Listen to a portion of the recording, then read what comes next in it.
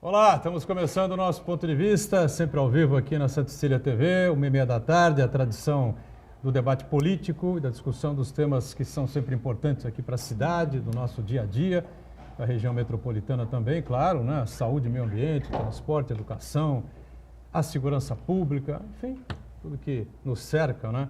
De segunda a sexta, sábado e domingo, enfim, aqui pela Baixada Santista.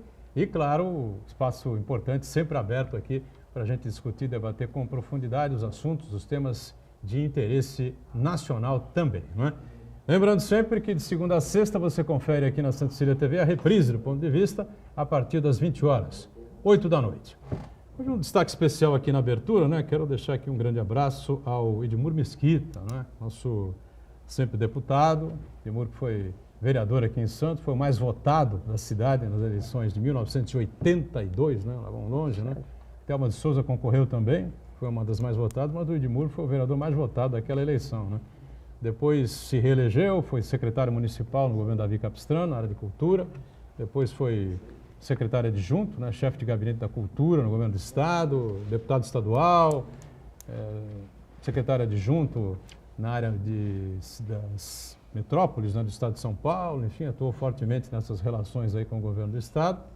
E o Edmur hoje, uma matéria muito interessante, né, muito bem produzida, muito bem feita pelo Jornal da Tribuna, assumiu publicamente que é portador do mal de Parkinson, né?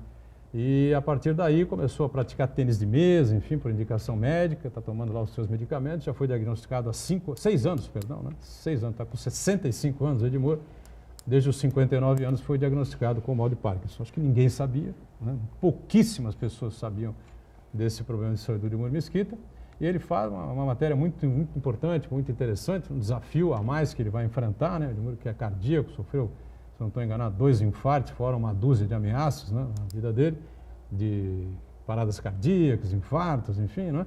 E superou tudo isso e agora mais esse desafio que ele já vem aí enfrentando nos últimos 6 anos. Né? Vai aos Estados Unidos agora disputar um torneio de tênis de mesa para portadores do Parkinson, né? Nem sabia que o tênis de mesa era indicado, né, para ajudar ao reflexo, enfim, né, no tratamento do Parkinson. Então, parabéns ao Edmur, que pretende contactar aqui junto à Prefeitura de Santos, as prefeituras aqui da região, um trabalho mais intenso, pilotar aí um trabalho mais intenso na área de saúde pública. Primeiro, para tirar esse preconceito que existe com as pessoas que são portadoras do Parkinson, né? Como ele mesmo citou, as pessoas ficam trêmulas, né? E muita gente confunde com alcoolismo e essa coisa toda, né? E em muitos casos é o Parkinson que está atuando ali. E para que as pessoas possam ter um tratamento mais adequado na rede pública, né? Então, parabéns ao Edmur por vir publicamente, ele é uma figura pública, publicamente reconhecer esse problema de saúde, essa doença, e espero que ele tenha sucesso aí, não só no tratamento, né, que é irreversível, evidentemente, a gente sabe disso, né? É uma doença degenerativa, não tem cura, né? Mas vai se levando, vai se controlando e com certeza o Edmur ainda vai trazer bons resultados aí na área da saúde em relação ao Parkinson. Bom, Ronaldo Serápico está com a gente também nesta edição do Ponto de Vista para falar isso sobre uma série de assuntos importantes, né, que a gente vem acompanhando nos últimos dias. Tudo bem, Ronaldo? Prazer revê-lo. Tudo bom, Edgar. Feliz de estar de volta ao Ponto de Vista. Deixar um abraço para você, aos amigos da mesa, e um abraço especial com a minha solidariedade e força ao deputado Edmur Mesquita, um bom amigo, e foi um grande tenista, né? Agora espero que ele leve essa destreza dele também para o tênis de mesa e agora com esse novo desafio. E um grande abraço também ao telespectador da TV Santa Cecília. Bem lembrado, Edmur Mesquita foi um tenista, bom tenista aqui da cidade e defendeu o Santos nos Jogos Abertos do Interior em várias oportunidades, inclusive sagrando-se campeão, né, dos Jogos Abertos em algumas das edições que se passaram lá atrás, né, faz um tempinho, o Edmur está com 65, enfim, 16, 17 anos de idade, por aí, né? Rafael Moreira, depois de uma longa estadia pelo outro lado do planeta, não é? Austrália, enfim, na Oceania, né? Andou por lá, enfim, Nova Zelândia, Filipinas, está de volta aqui ao dia a dia da cidade e do país. Prazer tê-lo a bordo novamente. Tudo bem, Rafael? Tudo bem, Botrão. Boa tarde a todos na bancada, boa tarde a todos que nos assistem. Obrigado por entregar minhas férias, Boturão, onde eu estava, etc. Eu peço desculpas um pouco pela minha voz, assim, o Zite tem pego e, pelo que parece, não sou só eu na cidade que estou assim. Mas um prazer aí contribuir mais uma vez para o debate público aqui na região e fico feliz pelo convite. E o Marcos Santana lá na ponta, atento às redes sociais, às nossas transmissões aqui do Ponto de Vista, e a sua participação sempre muito importante com a gente aqui. Tudo certo aí, Santana? Tudo certo, boa tarde a todos. Também quero deixar aqui o meu grande abraço ao Edmur Mesquita, um defensor da democracia, do debate de ideias, do setor cultural, e se revelou um grande campeão de tênis de mesa, tem conquistado grandes títulos ultimamente, viu?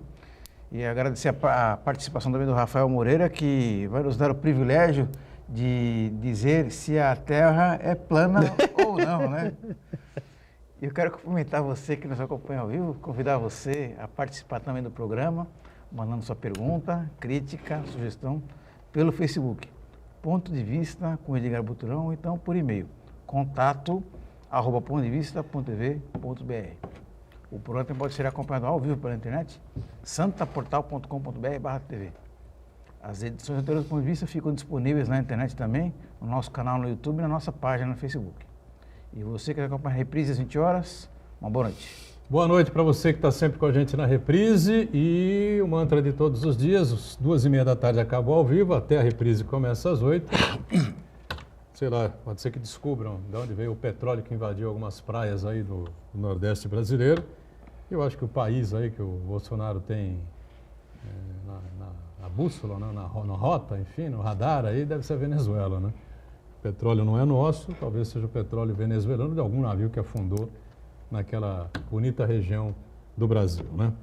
O Ronaldo Serápico, você acompanhou aí várias eleições aí para o Conselho Tutelar, não acompanhou, não? Sim, as primeiras, principalmente depois do ECA, as primeiras foram bem interessantes. A formação, né, desse núcleo, que era vital para o desenvolvimento das políticas voltadas à criança e adolescente. O que é o Conselho Tutelar? Eu até fiz questão de registrar aqui, né? É um órgão autônomo, né? Não jurisdicional, o Ronaldo vai explicar isso, né?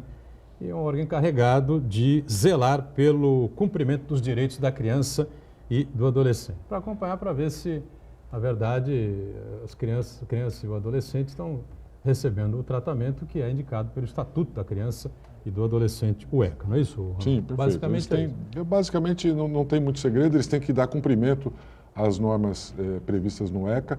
Não é uma atividade simples, é muito complexa, envolve o núcleo das famílias, envolve a participação de vários setores diferentes também dos órgãos de política pública. Então, o judiciário eventualmente precisa de reforço policial, eventualmente precisa da assistência do município para você poder amparar aquele menor que não pode ficar dentro de casa, a família, às vezes, que está desassociada por uma questão de violência interna, famílias que não prestam solidariedade e nem fazem queixa de coisas que estão acontecendo errado. Então, é muito difícil. E é por isso que ele ganhou tanta importância nos últimos anos. Infelizmente, mais recentemente, houve aí uma influência externa muito grande do ponto de vista da proximidade que ele tem com a comunidade. Ronaldo, ele gera interesse. Ronaldo passa um raio-x, né? Basicamente, o que é o Conselho Tutelar, do trabalho. Não é um trabalho fácil, é um trabalho complicado, entendeu? Lidar com criança, adolescente, com problemas familiares. Como ele explicou aqui, é basicamente isso mesmo, entendeu? Agora, não foi só em Santos, né, que a gente ouviu dizer de interferências aí de vereadores, de deputados estaduais, enfim, né, na campanha aí de determinados candidatos, né. Em outras cidades também acontecem isso, e pelo Brasil afora denúncias, né, de que crime organizado, né, teria fechado com determinados candidatos e ido às ruas, pressionado pessoas então para votar nesses candidatos, essa coisa toda. Afinal de contas, que raio de tanto interesse assim existe nas eleições do Conselho Tutelar, né? Que não para que se façam, que as pessoas que têm uma linha próxima, né, nessa área possam se eleger, né? Tenham mais familiaridade com o tema, com o assunto, assistentes sociais, né? Gente que está acostumada a lidar com problemas desse tipo, mas que até são denúncias que estão expostas aí, né? Em toda a mídia, pelo Brasil afora. Até o crime organizado andou entrando de cabeça em regiões da capital paulista, Grande São Paulo, Rio de Janeiro, Belo Horizonte, enfim, né?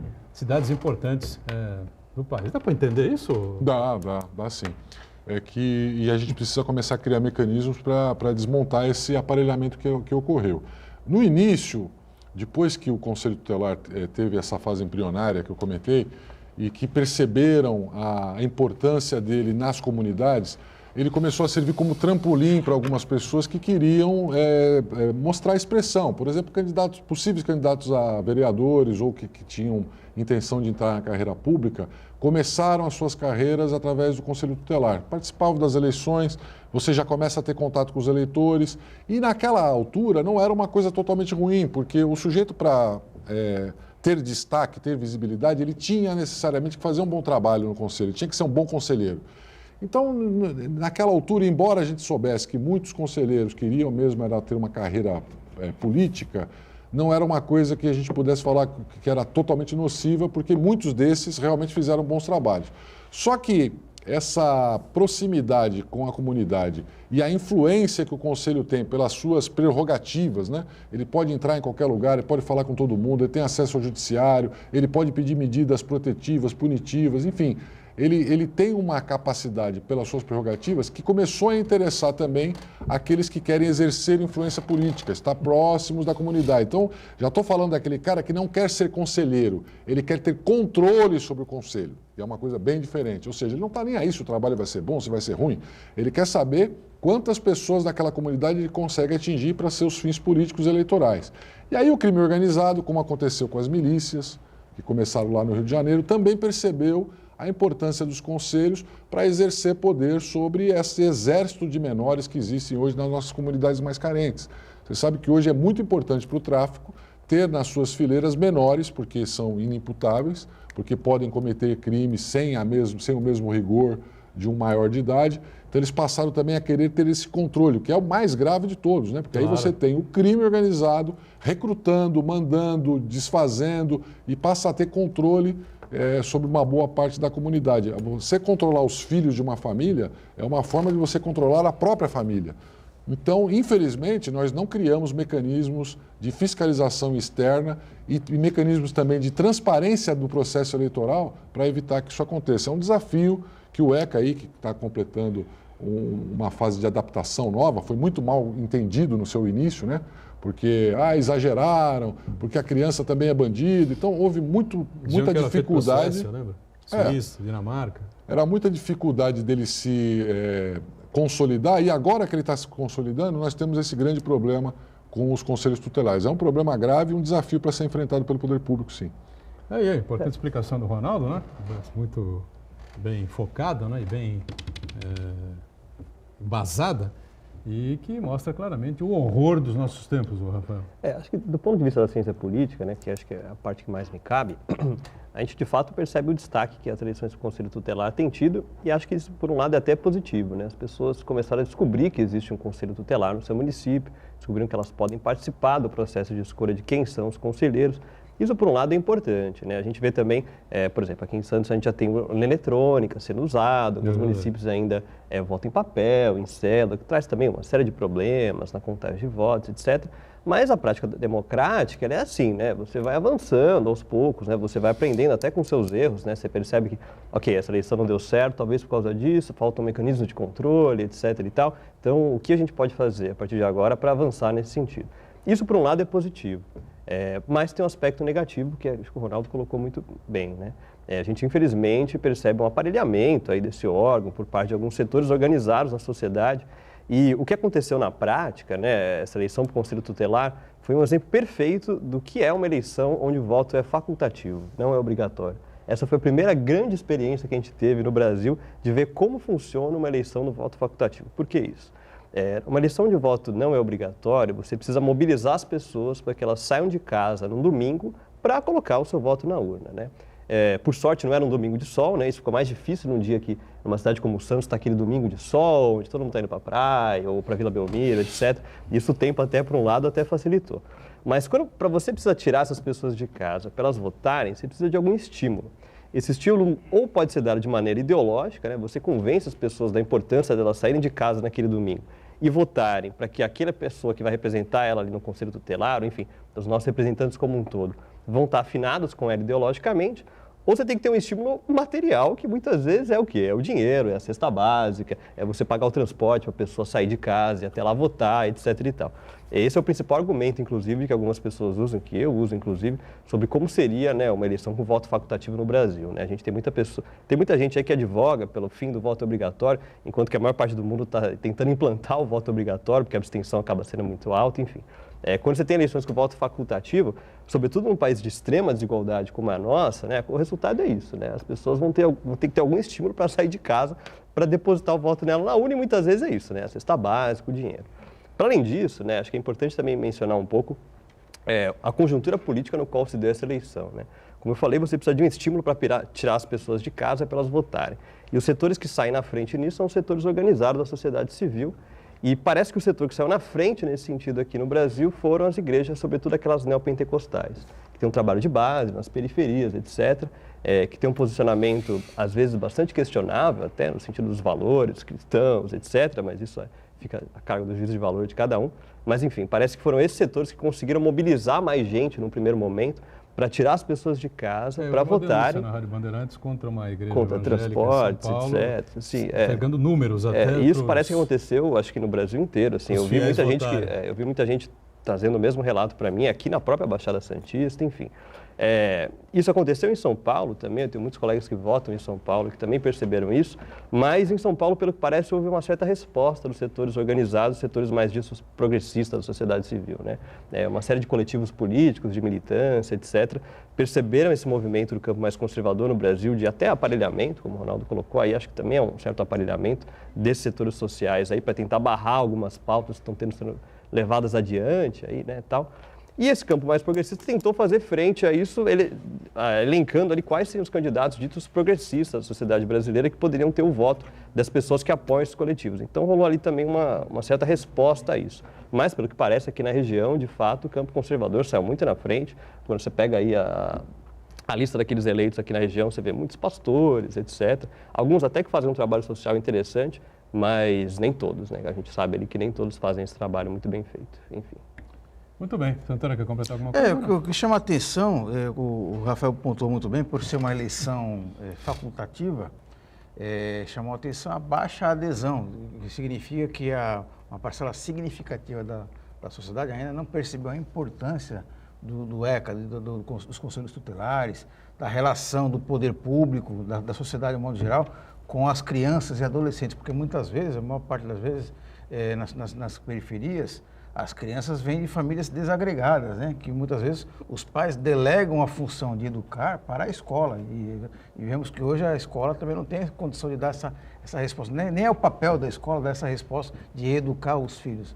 E nesse vácuo aí surgem sim pessoas e grupos específicos com interesses que não são de defender em si os direitos da criança e do adolescente. Então é muito preocupante de que esse aparelhamento dos conselhos tutelares, como o Ronaldo falou muito bem, de servir apenas como um trampolim para um cargo eletivo no Poder Legislativo, até mesmo no Poder Executivo, ou mesmo para vitaminar campanhas de reeleição de vereadores, deputados estaduais, assim por diante, é muito preocupante. Então, eu acho que é o momento, então, da sociedade, de uma maneira geral, ter a consciência das atribuições do Conselho Tutelar, da sua responsabilidade e também da importância da participação de cada cidadão na escolha do conselheiro tutelar.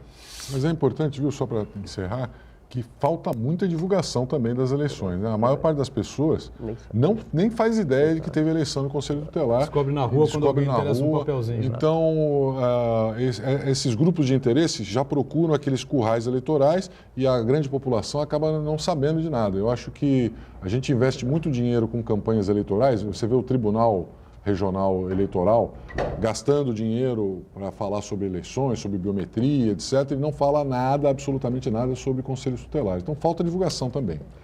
E por falar em Tribunal Regional Eleitoral, esta terça-feira está sendo julgado, né, o caso que envolve o pedido de perda de mandato, né, de cassação de mandato do governador João Dória. A gente volta daqui a pouquinho, em instantes. Muito bem, de volta aqui com o Ponto de Vista, o Ronaldo Serapio está conosco, o Rafael Moreira, Marcos Santana, e eu disse no final do bloco passado que hoje é um julgamento do Tribunal Regional Eleitoral, né, pelo processo de cassação de João Dória. como governador do estado de São Paulo, do seu vice, Rodrigo Garcia, que é do DEM, né? Do Democratas, antigo PFL. Né? A acusação de abuso de poder político no período em que ele foi prefeito de São Paulo, um curto período, né? De 12, 13, 14, 15 meses, né? Se não estou enganado, 1 ano e 3 meses, né? Para promover a sua candidatura ao governo do estado. Na verdade, era para promover a candidatura à presidência da República, né? Mas como ele acabou sendo barrado ali pelo governador Geraldo Alckmin, pelo PSDB, não teve o espaço que queria, que achou que poderia ter, acabou, na verdade, encarando a candidatura ao governo do estado, se elegeu ali na Bacia das Almas com o Bolsodória contra o Márcio França, né? 700 mil votos. Bolsodória, que ele disse que não criou, né? A semana passada ele teve a pachorra de dizer na Globo News que nunca apoiou Jair Bolsonaro, né? Disse isso. Nunca apoiou Jair Bolsonaro, apenas fiz o que os brasileiros de bem tinham que fazer, que era votar contra o PT. Não é verdade, ele criou o Bolsodória, se apoiou no Bolsodória desde o primeiro turno, né? Ele abandonou a candidatura de Geraldo Alckmin, para dizer que não, lógico, que não vai ter prova aqui, mas gente que trabalhou na campanha do governador Geraldo Alckmin pode vir aqui e confirmar o que eu estou dizendo, né? Os dorianos sumiram da campanha do Geraldo e se infiltraram na campanha do Bolsonaro e encararam o Bolsonaro. No segundo turno, tudo bem, né? Era Dória contra o PT, ou Bolsonaro contra o PT, Dória, tudo bem, se agarrou. Mas já no primeiro turno, e agora vai dizer que não, né? Bom, tem esse julgamento aí, e a Procuradoria Eleitoral, o Ronaldo, alega aí uma série de itens aí que estão aqui na página do Estadão, aqui, que são números, assim, gastos em publicidade absolutamente estratosféricos, né, em veículos de comunicação, emissoras de TV, rádio e jornal, na administração dele, que mais do que triplicou, não é, ao final do primeiro ano de mandato, os gastos dos primeiros 3 meses, algo que é proibido pela legislação eleitoral. Não sei se o Dória vai ter força suficiente, como é que vai transcorrer esse julgamento, mas claro, mesmo que ele seja condenado, ele tem a possibilidade de recorrer ao TSE, né?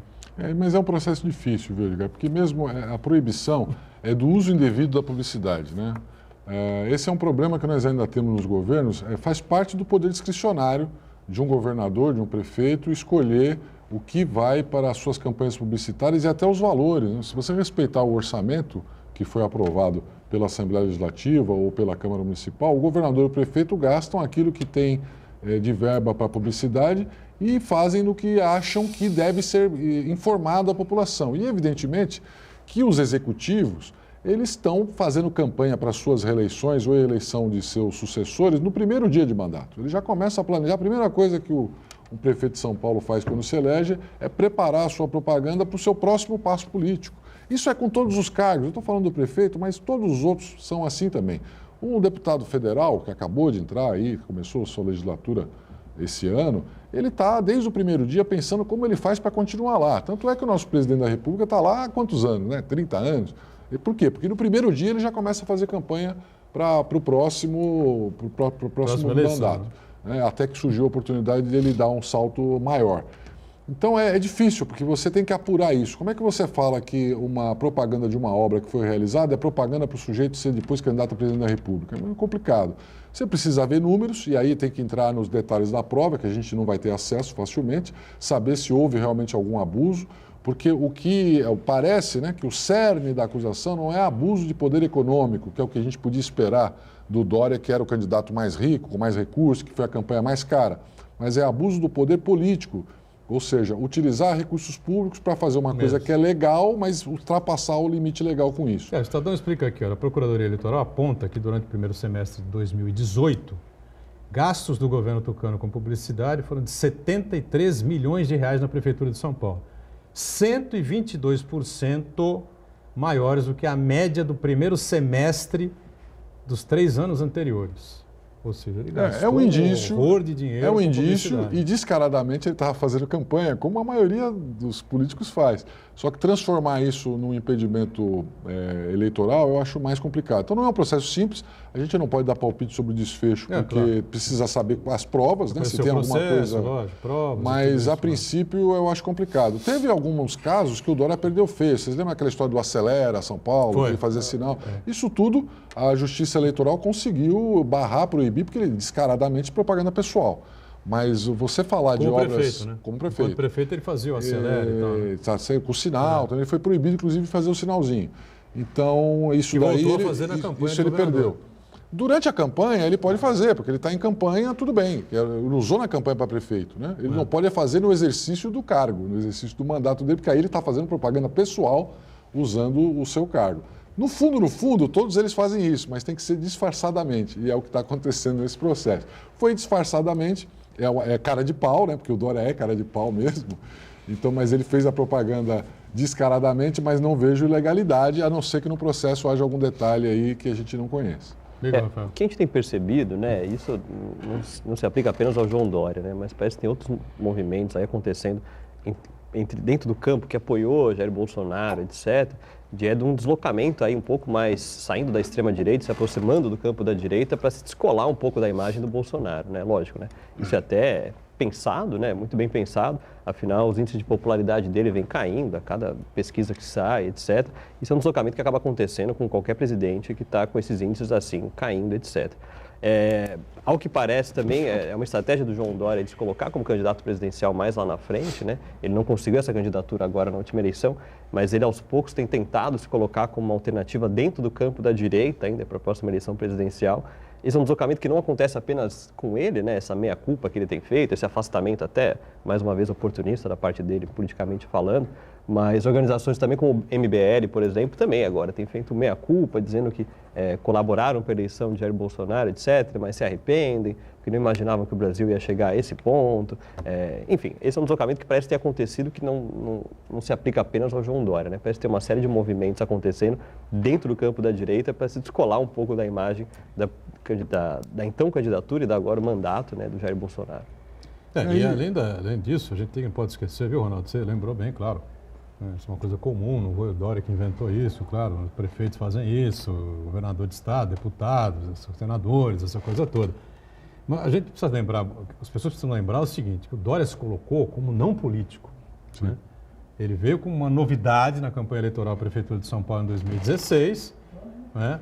Gestor, né? Como gestor são e que rótulos, faria né? uma administração que serviria para ser uma administração padrão, modelo, né, para todo o Brasil na Prefeitura de São Paulo. São rótulos, além muito, de sair muito fora forte. da Prefeitura, deixar uma bomba relógio na mão do atual prefeito Bruno Covas, né, tem essas situações todas que ele veio repetir o que outros faziam, nada mais que isso. O rótulo é uma estratégia de política muito eficiente, né? Então, o Bolsonaro, por exemplo, tinha o rótulo da política nova. O cara que está lá, é um sujeito que está lá há 30 e poucos anos fazendo a política velha, de repente vira política nova. O Dória também, essa história de não político, é o cara mais político, né? Que tem lá, fez aliança, desfez aliança, se agarrou, é meu amor, agora é meu traidor, né? Se juntou com o governador, depois não quer mais o governador, se juntou com outro prefeito, agora se juntou com o Dória, agora com o Bolsonaro, agora não quer mais o Bolsonaro. Então, ele é político. Essa é a questão do rótulo. A gente pode esquecer, por exemplo, o PT fez isso com a Dilma, né? Botou nela o rótulo de gerente. Meu Deus do céu, gestora, né?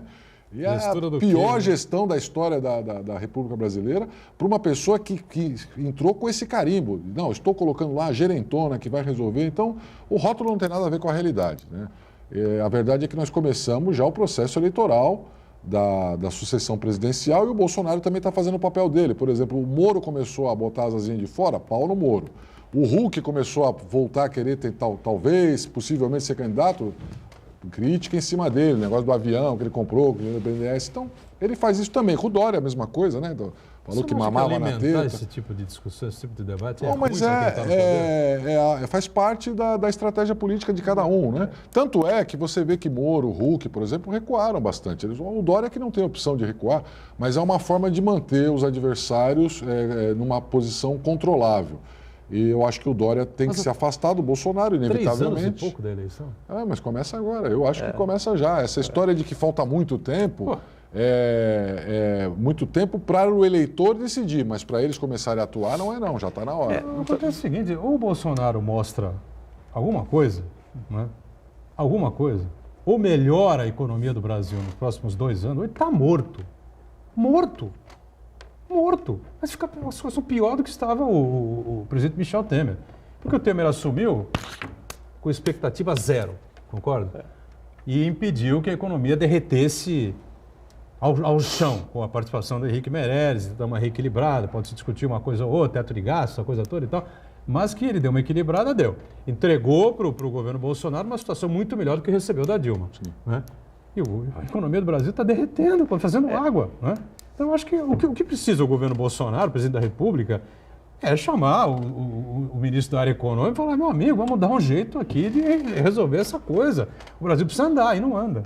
Sob o ponto de vista da distância da eleição presidencial que vem aí, né, que vai levar uns 3 anos ainda, vale lembrar que alguns parlamentares do PSL, assim que foram eleitos aí na última eleição, já se colocaram como pré-candidatos à prefeitura do seu município, nessa eleição que vai ser ano que vem ainda. Né? Então, a gente tem vivido aí cada vez mais ciclos eleitorais. Essa de 2022. Sim, né? mas a gente tem vivido ciclos eleitorais cada vez mais acelerados. Né? E, pelo que parece, assim, né, o que mantém ainda o PSL minimamente existindo é a fatia do fundo eleitoral e do fundo partidário que o partido vai receber. Né? Eu até estava comentando, isso é o que vai sair no meu artigo aí em breve, eu estava comentando um pouco sobre isso, né? O PSL aí é mais um agregado, né, de pessoas que se uniram aí, sobretudo pelo seu antipetismo, mas que têm agendas totalmente díspares, né? E, mais uma vez, estão se movendo pelo ciclo eleitoral, assim como, né, João Dória está se movendo, assim como o Luciano Huck está se movendo, assim como o Bolsonaro também sempre se moveu, né? Enfim, o cálculo político sempre faz parte da vida dessas pessoas. E como o Ronaldo colocou, assim, né, o rótulo importa muito, né, para essas pessoas. Então, eu sempre sugiro para as pessoas se colocam hoje, há 3 anos da eleição?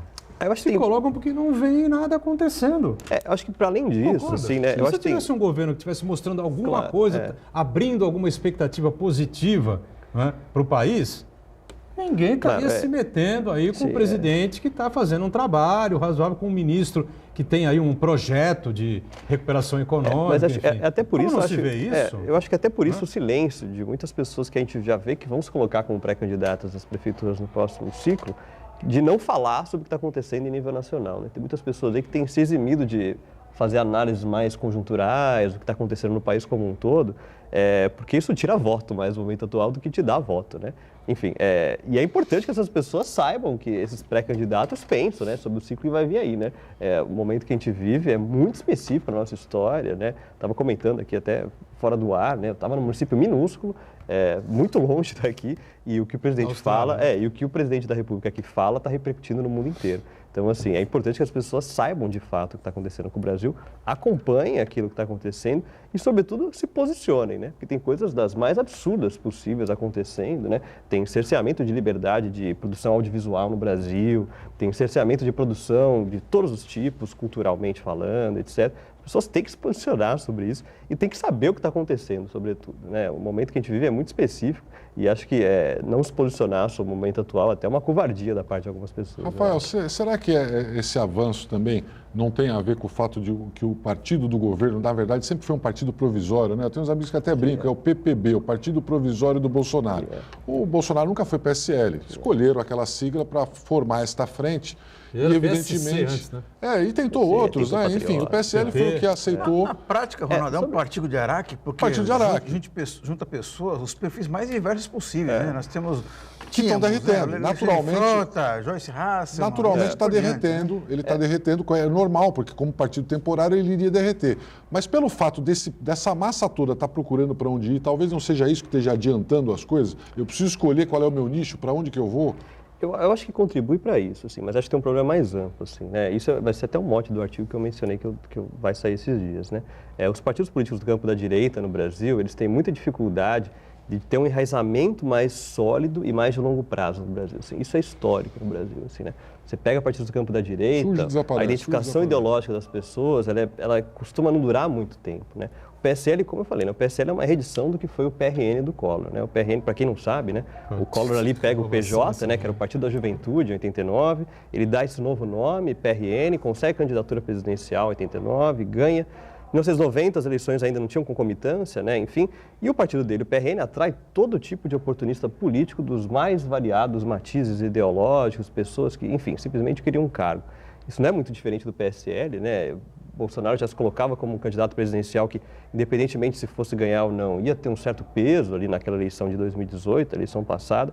isso atraiu todo tipo de pessoa para dentro do PSL, né? O PSL foi o partido que recebeu 4 vezes mais filiados na sigla nos primeiros 6 meses do ano passado.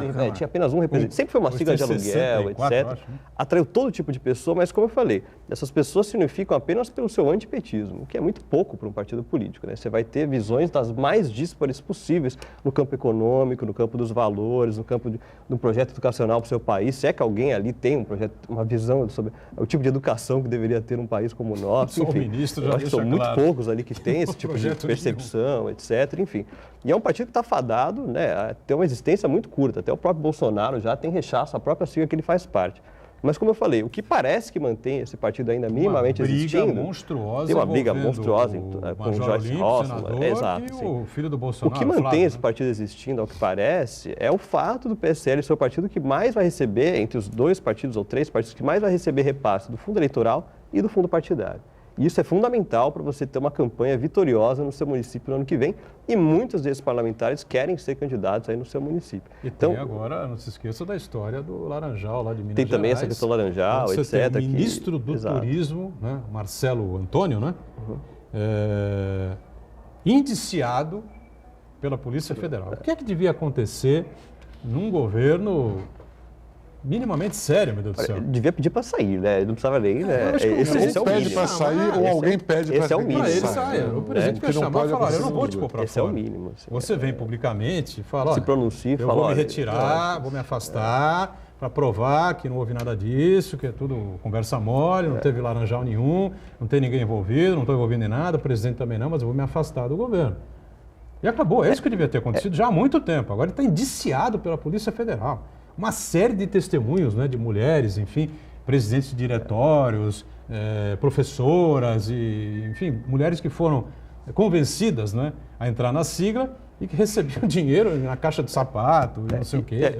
Isso, assim, isso é o que costuma, sem querer reproduzir aquela síndrome de vira-lata aqui no Brasil, etc., mas isso é o que costuma acontecer em todas as democracias mais consolidadas do mundo, né? Sempre que vem uma denúncia que é grave, né, ou mesmo algumas que não são graves em alguns casos, a primeira coisa que uma pessoa que é representante pública faz é se retirar do cargo. Falar, olha, isso está acontecendo comigo, etc. Isso pode respingar também no governo do qual eu faço parte. Então, o primeiro passo que eu posso tomar nesse sentido é simplesmente retirar. Ok, eu vou me retirar, eu vou responder isso judicialmente, etc. Ficando comprovado que não há nada, eu volto.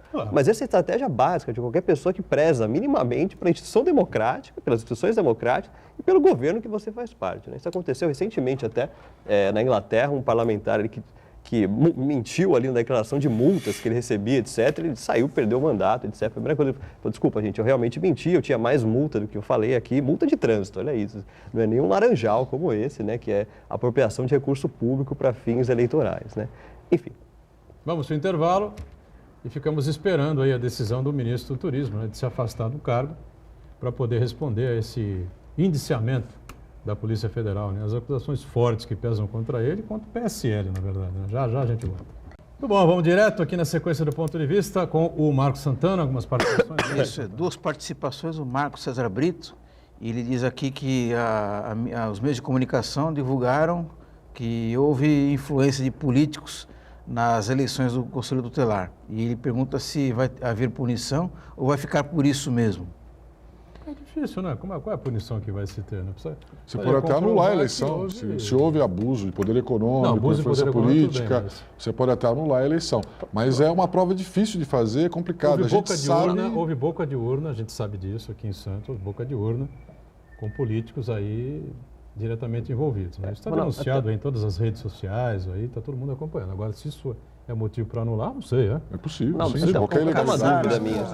Até uma dúvida minha, assim, Rosal. Pelo que eu sei, assim, existem os municípios que regulamentam, né, as eleições dos conselhos tutelares, mas existe alguma legislação nacional que também coloque parâmetros? Uma lei federal que tem parâmetros. Porque, assim, eu lembro, você tem que ter uma igualdade no Brasil inteiro, eles seguem o mesmo padrão no Brasil inteiro.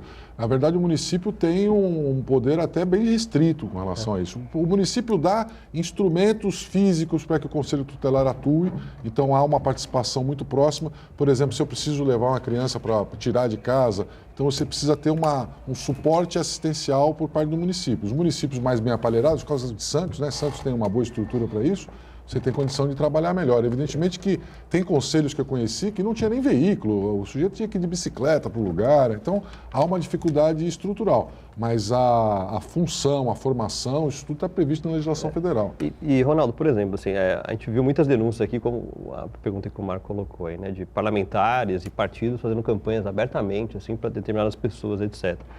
Pelo que eu lembro de ver, assim, eu lembro que a resolução municipal não falava nada sobre o assunto, sobre isso. Mas a legislação nacional, ela prevê alguma coisa do tipo de punição para aquela pessoa que foi eleita então, por meio de campanha? Não há expressamente, porque isso é difícil. Quando você faz uma lei, você não tem como prever todas as possibilidades. É por isso que a legislação precisa ser atualizada constantemente. Naquela época, ninguém imaginava que haveria essa influência política sobre os conselhos. Então, não há uma punição específica, nem sequer a proibição. Qualquer político pode fazer campanha para o seu candidato. Olha, eu acho que o fulano é a melhor opção, pede para o seu eleitorado votar nele. E eu acho até, do ponto de vista de cidadania, isso é razoável, é legal. O que não pode é haver ingerência, participação, compra de votos. E segue o mesmo sistema das regras eleitorais básicas. Você não pode distribuir panfleto, brinde, camiseta, boca de urna, isso tudo não é permitido. Agora, precisa ver se esta influência foi suficiente para mudar o resultado da eleição, que é difícil de apurar. Há, inclusive, uma confusão de quem deve fazer essa fiscalização. Né? Então, os municípios é que acabam fiscalizando, ou seja, a fiscalização é fraca e é por isso que é difícil hoje em dia se anular. A gente vai precisar fazer uma atualização, por isso que eu falei no começo que era um desafio, porque nós precisamos fazer uma atualização da legislação e dos órgãos reguladores, fiscalizadores. Tem que haver uma fiscalização externa em cima do Conselho Tutelar. Hoje parece que é necessário, sim. Porque uma das denúncias que foi trazidas aqui, que eu lembro de ver, que acompanhei hoje na imprensa, etc., é que, para além do fato de parlamentares estarem fazendo campanha, etc., usando até a estrutura, muitas vezes, do seu partido para fazer campanha, etc., isso tinha a ver também com laços familiares, assim, eram pessoas parlamentares, etc., fazendo campanhas para parentes deles, assim, a terem cargos aí dentro do Conselho Tutelar, etc. E aí é uma coisa de aparelhamento mais familiar até do que ideológico, até muitas vezes. Se você levar em consideração que o presidente da República fez 3 parlamentares, né, e que é tudo legal, e vai indicar o filho para a embaixada e não é nepotismo. Que absurdo. Quer dizer, às vezes o legal e o moral não andam na mesma trilha, né? Infelizmente. Na maioria das vezes. Porque a legislação no Brasil, o Brasil faz muita lei inútil, muita lei que não pega. Nós temos uma legislação super emaranhada, complexa, e o que é importante demora muito para se atualizar. Né? Começou pela nossa Constituição, levamos mais de 40 anos, 50 anos para atualizar uma Constituição. Cada vez que você faz uma emenda constitucional é um parto, é uma dificuldade enorme. Nós estamos discutindo agora prisão em segunda instância, quando já podia ter sido feita uma emenda para consertar isso na Constituição e acabar com essa discussão. Quer dizer, nós entregamos as nossas vidas na mão do Supremo Tribunal e de outros tribunais, porque a lei é tão ruim, tão atrasada, que quem faz a atualização dela é o Judiciário. O Judiciário acaba legislando porque a legislação brasileira não prevê todas as alternativas da sociedade moderna. Você pega a união homoafetiva, por exemplo, a justiça que teve que decidir, porque a lei não acompanhava a velocidade do mundo, né? Da sociedade, né? As mudanças. Mais alguém aí, Santana? O Uriel Vilas Boas, ele diz o seguinte: o Conselho Tutelar tem alguma semelhança com a estrutura política. Dá para constatar que são poucos os conselheiros que efetivamente exercem a função, como muitos políticos. Conclusão: o eleitor mais uma vez vota, mas não acompanha em quem votou. Isso é importante, né? Já que você foi à urna, né, e deu o seu voto para algum conselheiro, pode votar em mais de um, né? Na verdade, né? Vota em 3. Aqui em Santos podia votar em 3, mas né? depende do município. O que dói é você saber... Se elegeu eu não alguém, acompanhei presta atenção, também. né? Eu confesso para você que não acompanhei de perto, não conheço os candidatos, nem que se elegeu. Mas eu, ouvindo relatos de pessoas, principalmente depois que começaram a sair essas notícias, a gente sabe de casos de pessoas que tinham vocação, que nasceram para fazer aquele trabalho, mas que não têm vocação política. Então, por exemplo, tinha gente me questionando se não seria o caso da gente ter pessoas concursadas para os conselhos tutelares e não eleitas, né? E é complicado. Eu acho que você podia ter talvez uma mistura entre uma parte do conselho eleito, uma parte formada por técnicos, pessoas com vocação, com preparo, porque realmente me parece que algumas pessoas que teriam condições de prestar um grande serviço vão ficar fora desse processo. E acho que, para além da vocação política também, Ronaldo, tem outra questão também, né? Acho que o poder econômico pesou muito, Pesa assim, muito, pelo que parece. Quer dizer, só boas intenções não resolve mais. Exato. Que era importante. E aí é algo que, aí eu concordo com o Uriel, que é algo que se assemelha até ao nosso sistema político como um todo, né? A gente vê cada vez mais que o poder econômico, muitas vezes, tem muito mais peso na hora de definir uma eleição do que o preparo que aquela pessoa tem, né? A gente vê aí candidatos extremamente muito bem preparados, até muitas vezes, que têm um trabalho de base muito interessante, que têm aí uma vida totalmente idônea, enfim, que são super respeitados, enfim, por tudo aquilo que fizeram, mas que não têm poder econômico para concorrer contra candidaturas que mobilizam aí milhares ou até milhões de reais, etc. E tem gente que é ruim de eleição. Tem gente que é. A verdade é a seguinte, também. Eleição é uma coisa... O Edgar já foi candidato, eu já fui candidato. Eu fui Eleição também, né? é uma coisa que, para uma pessoa que tem a sua honra preservada e tal, é complicado você... É difícil mesmo. Você pedir o voto de uma pessoa que você não conhece e a pessoa falar para você que só vota em você se você mentir para ela, é uma coisa que te deixa, como cidadão, você fala, meu Deus do céu, né? É um constrangimento. É um constrangimento que você fala, não é para mim. Então, muita gente séria provavelmente acaba deixando de participar. Ou muitas vezes, não tem como.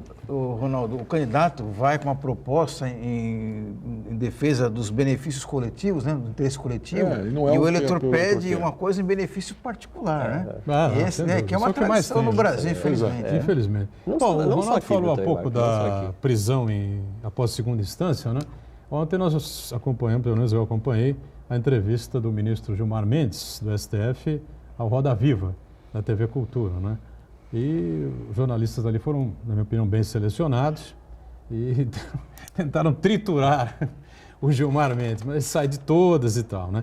Agora, quando o Josias perguntou para ele sobre a mudança, Josias do UOL, né, colunista do UOL, a mudança de opinião em relação a essa coisa da prisão em segunda instância, porque ele deu um voto extremamente embasado, né, e contundente em defesa da prisão em segunda instância. E agora muda.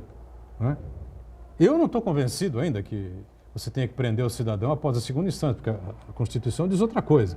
Né? Aliás, vou também dizer uma coisa, esperar o STJ, esperar a última instância para condenar a pessoa, o cara vai passar a vida inteira ali se defendendo, se tiver bons advogados, e não vai em cana nunca. Né? Agora, o Gilmar Mendes, sinceramente, não me convenceu não explicou nada. Não explicou nada. Ele falou que tem muita gente presa no Brasil, que mudou de lá para cá e que talvez a gente tenha que fazer um mutirão. 40% da população carcerária podia estar solta, não tem condenação. Não tem condenação. Não, então, tudo bem, isso é verdade. Ele mudou de opinião porque o STF não é mais um órgão judiciário, é um órgão político. O voto é político, o voto é voltado, não político partidário, não é que eles estão querendo eleger um candidato, não é que eles estão apoiando um presidente, não é isso. É que eles deixaram de analisar as questões exclusivamente do ponto de vista técnico, que é o que a gente esperava de um órgão assim superior. A verdade é que ali agora os votos levam em consideração o clamor público, os interesses da sociedade, os interesses da própria corte. Outra coisa, não é um órgão colegiado, são 11 supremos, né? Cada um de acordo com a sua consciência, de acordo com o humor da plateia, né? E com o seu momento, que o ministro Gilmar deixou muito claro isso. Aquele era um momento, hoje é outro momento. Eu votei daquele jeito, outro eu voto de outra forma. E aí a jornalista, acho que do Estadão, que completou, o Josias foi muito bem, né? Foi o melhor entrevistador. Muito bem, mas teve uma moça do Estadão que falou assim, mas ministro, isso não gera uma insegurança jurídica fabulosa? Quer dizer, o Supremo não é hoje o maior gerador de insegurança jurídica? Porque o senhor está falando que votava de um jeito, hoje votou de outro e não sabe explicar o porquê. Quer dizer, ninguém sabe qual é o resultado. A maior parte das decisões importantes do Supremo são 6-5, 7-4, quer dizer, não tem mais uma decisão unânime. Como se a lei não fizesse sentido. Você lê a lei e fala assim, isso aqui está claro, todo mundo vai votar igual. Não. A lei vale na minha cabeça de um jeito, na sua cabeça de outro, e isso é insegurança jurídica. Você depende do que o judiciário vai entender naquele momento. Né? Se o judiciário entendesse uma coisa e transformasse isso numa coisa sólida para os próximos anos, mas não é. O Gilmar proferiu esse voto em 2008. Depois esse voto foi modificado 2 anos depois e agora foi modificado novamente. Quer dizer, num período de menos de 10 anos, o Supremo mudou 3 vezes. Né? O último voto. O último 2016. 3 vezes uma das questões mais importantes do sistema criminal brasileiro, que é a prisão em segunda instância. Né?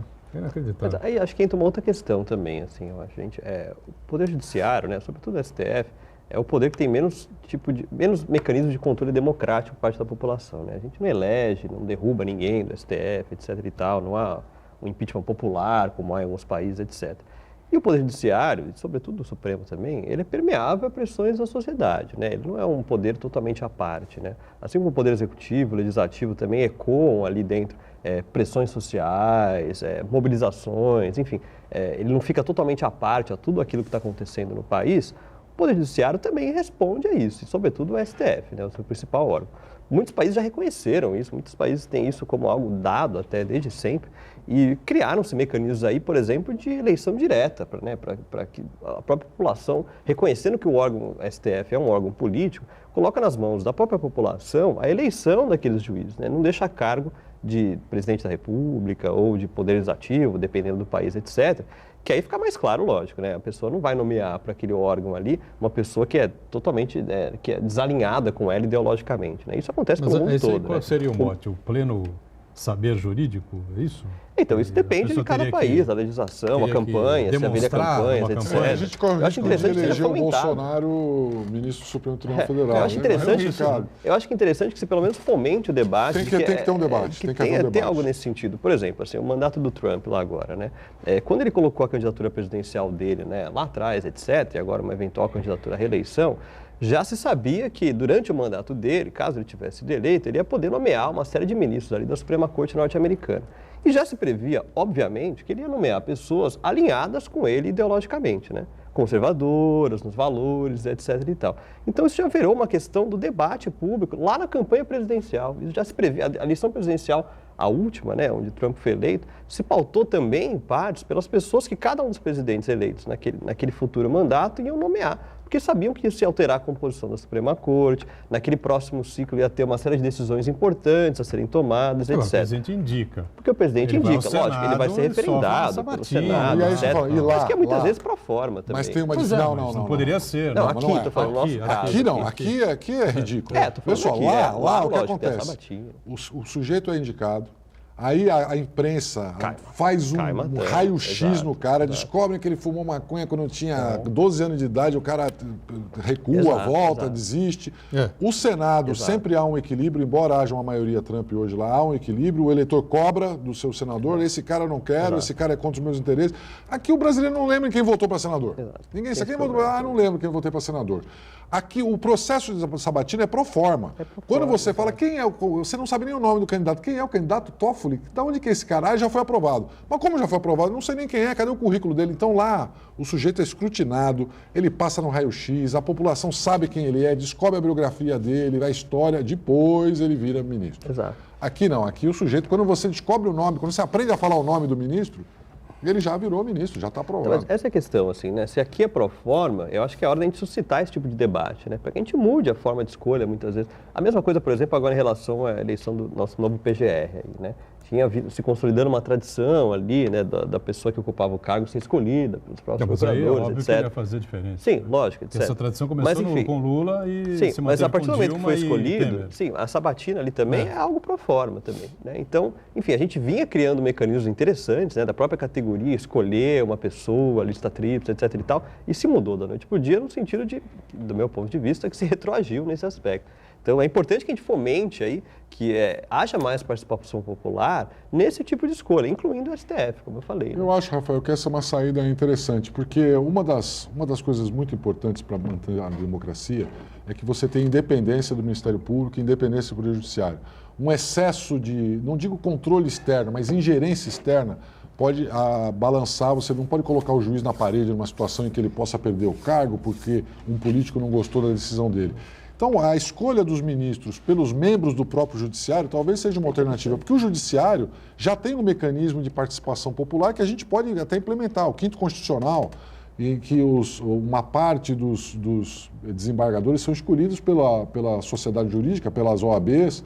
Então, existe a possibilidade, sim, de você ter um órgão independente que consiga criar também um Supremo Tribunal Federal tecnicamente equilibrado, mais imune a esse tipo de participação. A imunidade contra a opinião pública, a gente nem quer que exista.